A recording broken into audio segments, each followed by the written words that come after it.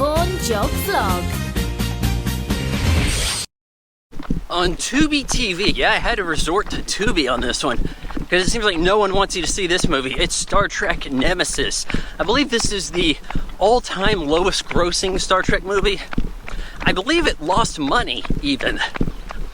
So this movie came out in 2002. It's the last to carry on the Star Trek Next Generation mythos, storyline, characters, all that before the J.J. Abrams soft reboot, playing with time, Kelvin timeline, whatever you want to call that scenario. Kind of bridges the gap in some ways. Stylistically, the action kind of tries to be there. There's like senseless action that shouldn't be in Star Trek in this movie, and then later also in the Abrams films.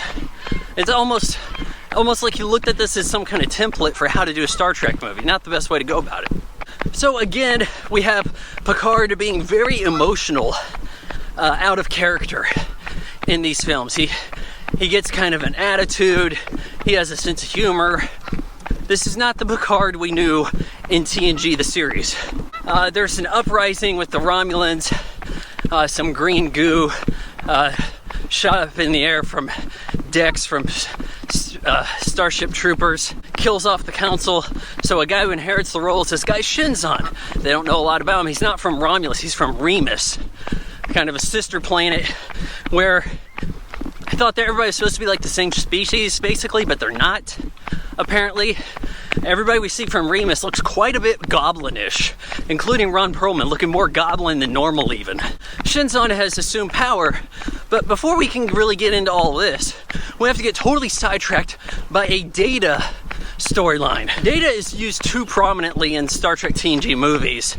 It's as though most characters don't exist.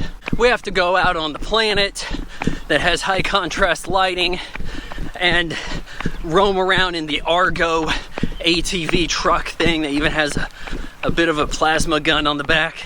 He's doing this stuff. They're finding android parts because they found a signal. Whatever. They're piecing the stuff together, and what do you know, the last piece they find is the head. Oh look, it's Data. Well, it's not exactly you, but here, we'll take him in. Some guys chase us. We do a stunt jump onto things, and I should have looked this up, but I think this is an all CGI Enterprise in this, and that it is but there were some scenes that certainly looked better than others. There's a part where it crashes into Shinzon's ship much later in the movie. That looked better. Some of this doesn't hold up super great. Shinzon's big gun on his ship don't look awesome. They piece together the android. They call him B4. Okay, you're the brother of Data. This is used in a weird way where it's like B4 was planted by Shinzon to get information from the Enterprise.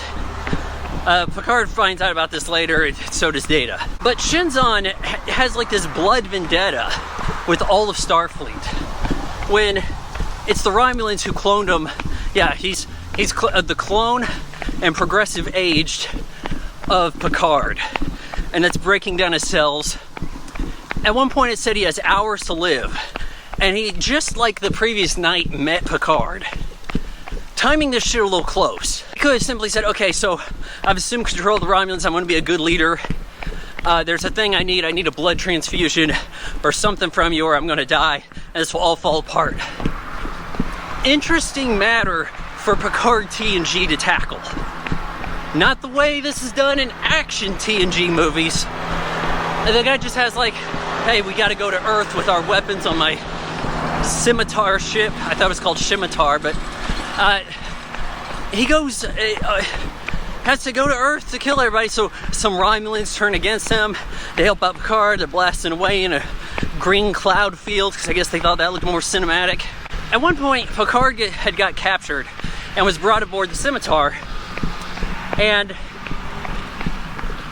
it seemed like Data introduces Deus Ex Machina. Hey, Geordi gave me a special transporter, single use only, emergency transporter, take somebody back to the bridge of the Enterprise. Oh yeah, you hold on to that. maybe give that to the captain. I'm sure you got some pockets somewhere, or Starfleet not issue pockets. Because later on in the movie, he's going to jump aboard that ship in a suicide mission with a giant phaser, and he's going to be like, okay, so I got to stop this thing, everybody get away. Bye. Data leaps across. I actually kind of buy this leap more than Princess Leia, you know what I mean? He's an android. There's not too much weird effects around his face. They kept it at a good distant shot. It didn't get too corny. He leaps in. Picard's fighting Shinzon. And by the way, Shinzon's played by Tom Hardy. He has found his way with Marvel, DC, Star Trek. What is next? What other property can Tom Hardy get into? By the way, I think this might be his first role. And he's not awful. If he had hair, he'd look a bit like Picard at the Cadet Picard shown in the flashback episodes. Was it Tapestry or something? At one point it seemed like his heart was failing, but it's people know that Picard has a artificial heart. So it couldn't have been a case from that, because he got stabbed from playing Domjot bad or something with some guys. Anyhow, he's fighting Picard, and Picard stabs him, impales him, and he pulls himself up to try to give himself a good kiss moment with Picard, but can't pull off the kiss, so it just kind of gets a little bit neck strangly.